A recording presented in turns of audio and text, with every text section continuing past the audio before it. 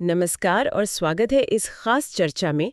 आज हम सीधे बात करेंगे मिस्र के शर्म अल शेख में हुए हालिया गाजा शांति शिखर सम्मेलन की। ये सोमवार 13 अक्टूबर 2025 को हुआ। जी। हमारे पास कई स्रोतों से जानकारी है, जैसे Hindustan times, times of India, India today और इकोनॉमिक टाइम्स के लेख।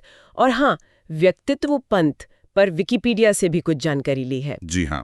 तो आज की बातचीत का हमारा मकसद यही है कि इस शिखर सम्मेलन की जो अहम बातें हैं उनको समझें। क्या समझौते हुए, दुनिया के बड़े नेताओं के बीच क्या बातचीत हुई, खासकर हाँ, वो ट्रंप, शरीफ, मोदी वाली बात। बिल्कुल उनके संदर्भ में क्या दावे किए गए, दुनिया भर से क्या रिएक्शन आए। और हाँ, वो जो आपने कहा व्यक्तित्व पंथ यानी कल्ट ऑफ पर्सनैलिटी, राजनीति में ये क्या चीज़ है और इन घटनाओं से कैसे जुड़ती है, इस पर भी बात करेंगे। बिल्कुल। तो चलिए फिर शुरू करते हैं।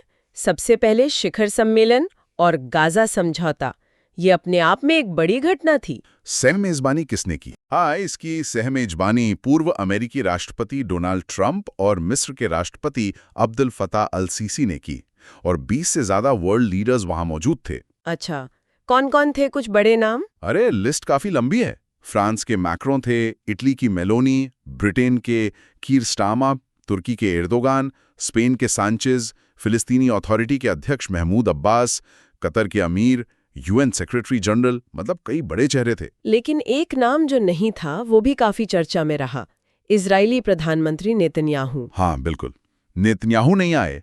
आधिकारिक वजह तो बताई गई कि यहूदी अवकाश है, लेकिन एक तुर्की स्रोत का यह भी कहना है कि शायद कुछ डिप्लोमेटिक प्रेशर, मतलब राजनयिक दबाव भी था।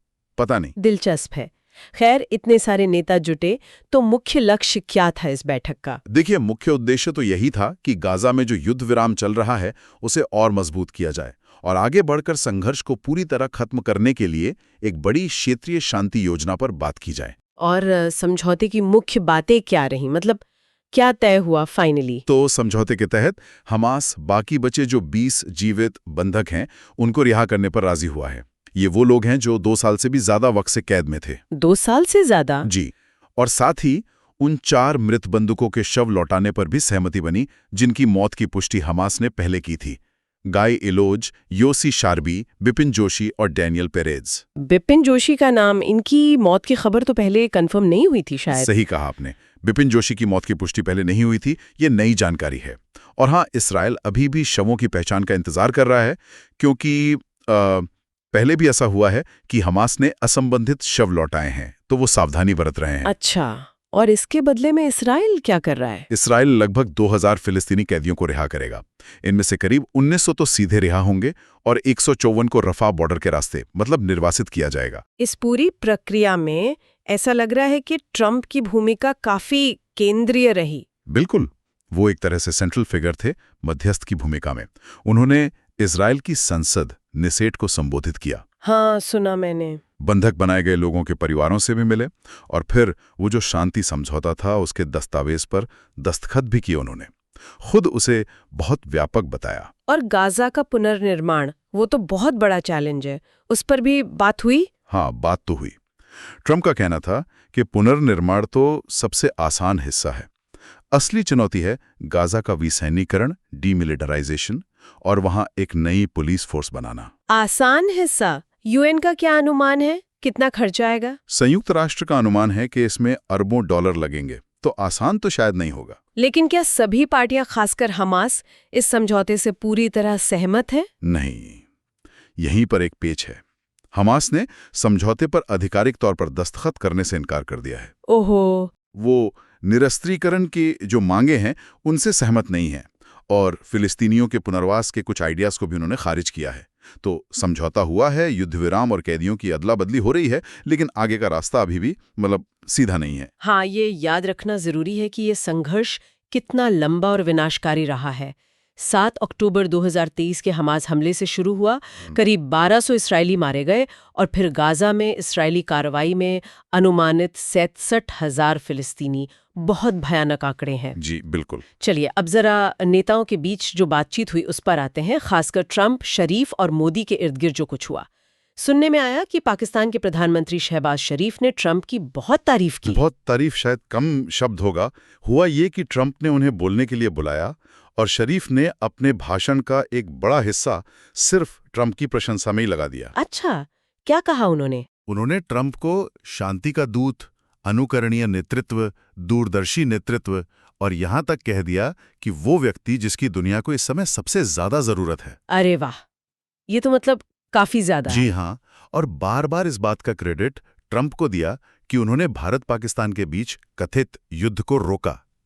वो मई 2025 वाले ऑपरेशन सिंदूर का जिक्र कर रहे थे, जो सीमा पर एक छोटा संघर्ष था। हाँ, और कहा कि ट्रंप ने गाजा में युद्ध विराम करवाया, जिससे लाखों लोगों की जान बची। यहीं पर मुझे वो राजनीति शास्त्र वाली अवधारणा याद आ रही है, व्यक्तित्व पंथ या कल्ट ऑफ पर्सनैलिटी।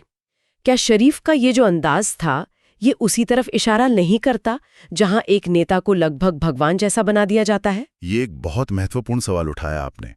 निश्चित रूप से इस तरह की जो अत्यधिक प्रशंसा होती है, जहां एक नेता को सारी सफलताओं का क्रेडिट दिया जाता है, उन्हें असाधारण गुणों वाला बताया जाता है, वो व्यक्तित्व पंथ के लक्षणों से मेल तो खाता है। हाँ। हमारे विकिपीडिया वाले स्रोत में भी यही बताया गया है कि इसमें चाटुकारिता होती है, मीडिया के जरिए एक आदर्श छवि गढ़ी जाती है। हम इस पर और बात करेंगे आगे, लेकिन हाँ, शरीफ के शब्दों में इसके तत्व देखे जा सकते हैं। और उन्होंने नोबेल शांति पुरस्कार का भी जिक्र किया था। हाँ बिल्कुल, उन्होंने कहा कि पाकिस्तान ट्रंप को 2026 के नोबेल शांति पुरस्कार के लिए फिर से नामांकित करेगा, और ये भी याद दिलाया कि पहले भी भारत पाक तनाव कम करने के लिए पाकिस्तान उन्हें नामांकित कर चुका है। लेकिन भारत का स्टैंड इस पर अलग है ना? हाँ, ये जानना जरूरी है। भारत इस बात से इनकार करता है कि अमेरिका की मध्यस्थता से कोई युद्ध रोका था। भारत का कहना है कि जो तनाव कम हुआ वो डीजीएमओ लेवल पर, यानी director general of military operations के स्तर पर सीधी बातचीत से हुआ था। अच्छा, और ट्रंप ने इस तारीफ पर क्या कहा, शरीफ की बातों पर? ट्रंप ने शरीफ के शब्दों को सुंदर कहा और मजाक में ये भी कह दिया, चलो घर चलते हैं। बाद में उन्होंने शरीफ की तारीफ भी की। भारत और पाकिस्तान के बारे में बात करते हुए उन्होंने कहा, भारत एक महान देश है जिसके शीर्ष पर मेरा एक अच्छा दोस्त है, उन्होंने शानदार काम किया है। ये मोदी जी के लिए कहा होगा। हाँ बिल्कुल। फिर शरीफ की तरफ देखकर मुस्कुराए और बोले, मुझे लगता है कि पाकिस्तान और भारत एक साथ बहुत अच्छी तरह से रहेंगे, है ना। और फिर शरीफ को महान नेता भी कहा। तो एक तरफ शरीफ की तारीफ सुनी, दूसरी तरफ भारत और प्रधानमंत्री मोदी की भी प्रशंसा कर दी। ये तो बड़ा दिलचस्प बैलेंस साधा उन्होंने। हाँ बिल्कुल, प्रधानमंत्री मोदी को अपना अच्छा दोस्त बताया और कहा कि उन्होंने शानदार काम किया है। एक और दिलचस्प बात हुई, उन्होंने पाकिस्तानी सेना प्रमुख आसिम मुनीर, जो वहां थे नहीं, हाँ वो नहीं थे, उनको अपना पसंदीदा फील्ड मार्शल कह दिया और ये भी बताया कि वो मुनीर और शरीफ से पिछली बार यूएनजीए की बैठक में मिले थे। ये वही बैठक थी जहां हमारे विदेश मंत्री एस जयशंकर ने पाकिस्तान पर आतंकवाद को समर्थन देने का आरोप लगाया था। अच्छा, ये तो कॉन्टेक्स्ट भी जरूरी है। भारत से कौन गया था इस शिखर सम्मेलन में? प्रधानमंत्री मोदी तो नहीं गए? नहीं, प्रधानमंत्री मोदी को निमंत्रण तो था, लेकिन उनकी जगह विदेश राज्य मंत्री कीर्तिवर्धन सिंह गए, विशेष प्रतिनिधि के तौर पर। ठीक है। प्रधानमंत्री मोदी ने बाद में एक्स पर, जो पहले ट्विटर था, पोस्ट करके गाजा युद्धविराम और बंधकों की रिहाई का स्वागत किया। उन्होंने ट्रंप के अटल शांति प्रयासों की तारीफ की और नेतन्याहू के मजबूत संकल्प की भी। लेकिन भारत में विपक्ष ने इस पर सवाल भी उठाए थे शायद, कि सिर्फ राज्य मंत्री क्यों गए? हाँ, कांग्रेस सांसद शशि थरूर ने सवाल उठाया था। उन्होंने पूछा कि इतने बड़े नेताओं का जमावड़ा था, क्या भारत का सिर्फ राज्य मंत्री को भेजना रणनीतिक संयम था या एक चुकावा अवसर? उन्होंने चिंता जताई कि इससे शायद दुनिया के मंच पर भारत की आवाज का वजन कम लगे। ये भी एक सोचने वाली बात है, और ये सब कुछ अमेरिका भारत व्यापार संबंधों के लिहाज से भी देखना होगा। ट्रंप मोदी की तारीफ तो कर रहे हैं, लेकिन ट्रेड के मामले में उनका रवैया भारत के प्रति काफी, कह सकते हैं, सख्त रहा है। सही कहा आपने। ट्रंप अपने मनमौजी रवैये के लिए जाने जाते हैं, खासकर ट्रेड पर। उनके लगाए 50% टैरिफ के बाद जो बातचीत रुकी थी, वो हाल ही में फिर शुरू तो हुई है, लेकिन ट्रंप ने अभी तक टैरिफ कम करने का कोई संकेत नहीं दिया है। बल्कि पहले तो उन्होंने और बढ़ाने की धमकी दी थी, 200% टैरिफ की। जी हाँ, पहले वो 200% टैरिफ लगाने की धमकी भी दे चुके हैं। तो तारीफ अपनी जगह है, ट्रेड अपनी जगह। वाकई अंतर्राष्ट्रीय संबंध बड़े उलझे हुए होते हैं। चलिए अब कुछ और अंतर्राष्ट्रीय प्रतिक्रियाओं पर नजर डालते हैं। अमेरिका के मौजूदा राष्ट्रपति जो बाइडेन, उन्होंने क्या कहा इस समझौते पर? बाइडेन ने समझौते को अंतिम रूप देने के लिए ट्रंप की सराहना की और उम्मीद जताई कि युद्ध विराम बना रहेगा। ये दिलचस्प इसलिए है क्योंकि उसी दिन ट्रंप ने इस्राएली नेसेट में बाइडेन और ओबामा प्रशासन की आलोचना भी की थी। हाँ, ये राजनीति है। और इटली के प्रधानमंत्री जॉर्जा मेलोनी की एक प्रतिक्रिया काफी वायरल हुई थी। वो शरीफ की तारीफ के वक्त। हाँ, वो क्लिप तो काफी चली जब शहबाज शरीफ ट्रंप की तारीफों के पुल बांध रहे थे और नोबेल के लिए नामांकित करने की बात कर रहे थे। तब मेलोनी का रिएक्शन देखने लायक था। थोड़ी हैरानी, हल्की सी मुस्कुराहट। कुछ लोगों को लगा कि उन्होंने आंखें भी घुमाई हल्की सी। हाँ। सोशल मीडिया पर तो बहस छिड़ गई होगी कि ये रिएक्शन शरीफ के लिए था या बगल में बैठे मैक्रों के लिए। बिल्कुल, यही बहस चल रही थी। कुछ कह रहे थे शरीफ की बातों पर हैरानी थी, कुछ का कहना था कि शायद फ्रांसीसी राष्ट्रपति मैक्रों जो ठीक उसी समय उनकी तरफ झुके थे, उनकी वजह से था। टाइला अखबार के लेख में ये भी लिखा है कि मेलोनी को ट्रंप की तरह ही राइट विंग माना जाता है, तो शायद वो मैक्रों के बजाय ट्रंप से ज्यादा सहमत हों। तो हो सकता है प्रतिक्रिया शरीफ के लिए ही थी। ट्रंप ने और क्या क्या कहा शिखर सम्मेलन में? उनके बयान तो अक्सर सुर्खियां बन जाते हैं। हाँ, बनते हैं। उन्होंने मेलोनी को सुंदर कहा, हंगरी के प्रधानमंत्री विक्टर ऑर्बन की भी तारीफ की, उन्हें महान नेता बताया और कहा हम विक्टर से प्यार करते हैं। अच्छा। उन्होंने मजाक में ये भी कहा कि उन्हें नरम, आसान लोगों से ज्यादा कठिन लोग पसंद है और इसे अपनी व्यक्तित्व समस्या बताया। ये तो ट्रंप का अपना स्टाइल है। जी। उन्होंने मार्को रूबियो को सबसे महान विदेश मंत्री कहा, पीट हेग्सेथ को युवा नेता कहा। एक और बड़ी बात उन्होंने कही, उन्होंने इजरायली राष्ट्रपति इसाक हर्जोग से आग्रह किया कि वो प्रधानमंत्री नेतन्याहू को माफ कर दें। नेतन्याहू पर भ्रष्टाचार के मुकदमे चल रहे हैं। अरे, ये तो बड़ी बात है। और उन्होंने दावा किया कि यह 8वां युद्ध है जो उन्होंने खत्म करवाया। हाँ, ये दावा भी किया उन्होंने। साथ ही ईरान को भी एक मैसेज दिया, जब आप तैयार हों तब हम तैयार हैं, और कहा कि बातचीत करना ईरान का सबसे अच्छा फैसला हो सकता है। लेकिन फिलिस्तीनी राज्य के सवाल पर कुछ कहा नहीं, उस सवाल को वो टाल गए। सीधा जवाब देने से बचते रहे और गाजा के पुनर्निर्माण पर ही ज्यादा फोकस रखा। ये सारी बातें, मतलब नेताओं की आपसी तारीफें, खुद की उपलब्धियां गिनाना, खास लोगों की प्रशंसा करना, ये हमें फिर से उसी व्यक्तित्व पंथ वाली बात पर ले आती हैं। हमने शरीफ के भाषण के संदर्भ में इसका जिक्र किया था, लेकिन क्या ये कॉन्सेप्ट इन दूसरी घटनाओं पर भी लागू होता है? निश्चित रूप से इसको सोचा जा सकता है। जब हम व्यक्तित्व पंथ की बात करते हैं तो जैसा विकिपीडिया स्रोत बताता है, ये सिर्फ चाटुकारिता तक ही सीमित नहीं है। इसमें मीडिया का इस्तेमाल होता है, प्रोपेगेंडा होता है और एक नेता की ऐसी छवि बनाई जाती है जो लगभग अचूक हो, वीर हो। ये अक्सर तानाशाही से जुड़ा होता है ना, जैसे स्टालिन, माओ। हाँ, क्लासिक उदाहरण वही हैं। स्टालिन, माओ, किम राजवंश, जहां शासन को वैधता देने के लिए, लेजिटिमेसी के लिए इसका इस्तेमाल होता है। लेकिन स्रोत ये भी बताते हैं कि इसके तत्व, इसके लक्षण लोकतंत्रों में भी दिख सकते हैं। अच्छा, जैसे कौन से तत्व? क्या आप कुछ खास बातें बता सकते हैं? देखिए, इतिहासकार जॉन प्लैम्पर के अनुसार जो आधुनिक पंथ हैं वो अक्सर सेक्युलर होते हैं, पुरुष केंद्रित होते हैं, पूरी आबादी को टारगेट करते हैं और सबसे जरूरी, मास मीडिया का इस्तेमाल करते हैं। मास मीडिया का? हाँ, और जहां मीडिया पर नियंत्रण होता है वहां ये ज्यादा आसानी से पनपते हैं।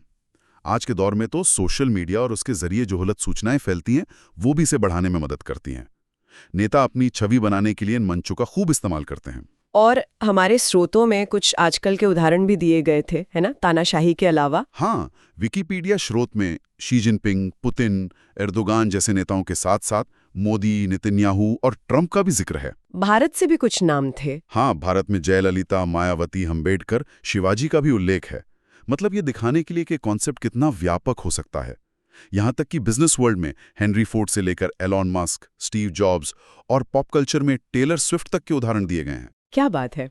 तो अगर हम वापस शर्म अल शेख की घटनाओं पर आएं, शरीफ की ट्रंप के लिए वो जबरदस्त तारीफ, ट्रंप का खुद को डील मेकर और युद्ध खत्म करने वाले के तौर पर पेश करना, यहाँ तक कि भारत में, जैसा स्रोत में उल्लेख है, भाजपा के एक मुख्यमंत्री द्वारा मोदी जी को सुपर ह्यूमन या भगवान का अंश बताना, क्या ये सब इसी व्यक्तित्व पंथ के अलग अलग पहलू माने जा सकते हैं? ये सवाल बिल्कुल सोचने लायक है। ये जो पैटर्न है, जहां नेताओं को असाधारण बताया जाता है, उनकी आलोचना मुश्किल हो जाती है और उनकी छवि को बहुत सावधानी से गढ़ा और पेश किया जाता है, ये निश्चित रूप से व्यक्तित्व पंथ की जो विशेषताएं हैं उनसे मेल तो खाता है। शिखर सम्मेलन में हमने जो देखा वो शायद इसी बड़ी राजनीतिक ट्रेंड का एक छोटा सा उदाहरण हो सकता है। हम यहाँ कोई फैसला नहीं सुना रहे हैं, जाहिर है, लेकिन ये सोचने के लिए एक फ्रेमवर्क जरूर है। बिल्कुल। तो आज के इस पूरी चर्चा को अगर हम समेटें तो हमने शर्म अल शेख शिखर सम्मेलन के जो ठोस नतीजे थे उनको देखा। गाजा में युद्ध विराम मजबूत हुआ, बंधकों और कैदियों की अदला बदली हुई, जो एक बड़ी राहत की बात है जी। हमने नेताओं के बीच की दिलचस्प और काफ़ी जटिल बातचीत पर गौर किया, खासकर ट्रंप, शरीफ और मोदी के बीच जो डायनामिक्स दिखे, और हमने देखा कि कैसे तारीफों, दावों और छवि बनाने की कोशिशों के तार कहीं न कहीं व्यक्तित्व पंथ की अवधारणा से जुड़ते नजर आते हैं। और इन चीजों को समझना, इस कॉन्सेप्ट को समझना शायद हमें मदद कर सकता है दुनिया भर के नेताओं और वैश्विक घटनाओं के बारे में जो जानकारी हम तक पहुंचती है उसे बेहतर ढंग से समझने में। यह हमें सतह के नीचे देखने में मदद करता है कि असल में राजनीतिक मंच पर क्या चल रहा है। और अंत में एक विचार श्रोताओं के लिए छोड़ जाते हैं। हमारे विकिपीडिया स्रोत में ये बात कही गई है कि इंटरनेट और सोशल मीडिया व्यक्तित्व पंथ के इस घटना को एक नया जीवन दे रहे हैं, उसे एक तरह से ताज़ा कर रहे हैं। जो बातचीत और नेताओं का व्यवहार देखा और जिस तरह से इन चीज़ों को ऑनलाइन रिपोर्ट किया जा रहा है, उन पर बहस हो रही है, वो भविष्य में लोगों की सोच को और राजनीतिक हकीकत को कैसे शक्ल देगा। हाँ, खासकर ये देखते हुए कि ऐसे पंथों का असर अब सिर्फ तानाशाही तक सीमित नहीं रहा, जैसा आपने कहा, बल्कि लोकतंत्रों में भी महसूस किया जा सकता है। ये कैसे प्रभावित करेगा? जी, ये एक अहम सवाल है जिस पर आगे भी सोचने की जरूरत है। निश्चित रूप से। तो आज के लिए बस इतना ही। हमारे साथ जुड़ने के लिए बहुत बहुत धन्यवाद। धन्यवाद।